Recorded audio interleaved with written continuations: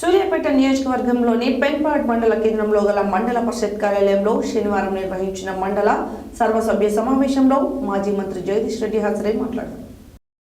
సూర్యాపేట నియోజకవర్గంలోని పెన్పహాడ్ మండల కేంద్రంలో గల మండల పరిషత్ కార్యాలయంలో శనివారం నిర్వహించిన మండల సర్వసభ్య సమావేశంలో మాజీ మంత్రి ఎమ్మెల్యే జగదీష్ రెడ్డి హాజరై పశు వైద్య, ఉద్యానవన, నీటిపారుదల, వ్యవసాయ, గ్రామీణ నీటి సరఫరా, విద్యుత్ శాఖ, ప్రాథమిక విద్య, పౌర సరఫరా, ఆరోగ్య, రోడ్లు, రహదారులతో పాటు పలు శాఖల ఆధ్వర్యంలో జరగాల్సిన అభివృద్ధి పనులపై సంబంధిత శాఖ అధికారులు, ప్రజాప్రతినిధులతో సమీక్ష సమావేశం నిర్వహించారు.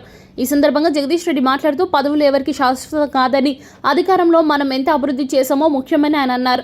బీఆర్ఎస్ అధికారం రాకముందు పల్లెలు, పట్టణాలు ఎలా ఉన్నాయో, బీఆర్ఎస్ హయాంలో ఎంత అభివృద్ధి జరిగిందో అధికారులే సాక్ష్యమని అన్నారు. ప్రజా సంక్షేమమే ధ్యేయంగా ప్రజాప్రతినిధులు పనిచేయాలని అన్నారు. మీరు గ్రామాలలో చేసిన అభివృద్ధి పనులు భవిష్యత్ తరాలకు చిహ్నంగా నిలబడాలని సూచించారు. గ్రామాల అభివృద్ధితోనే రాష్ట్ర అభివృద్ధి సాధ్యమని అన్నారు. బీఆర్ఎస్ పాలనలో పార్టీలకు అతీతంగా అభివృద్ధి జరిగిందన్నారు.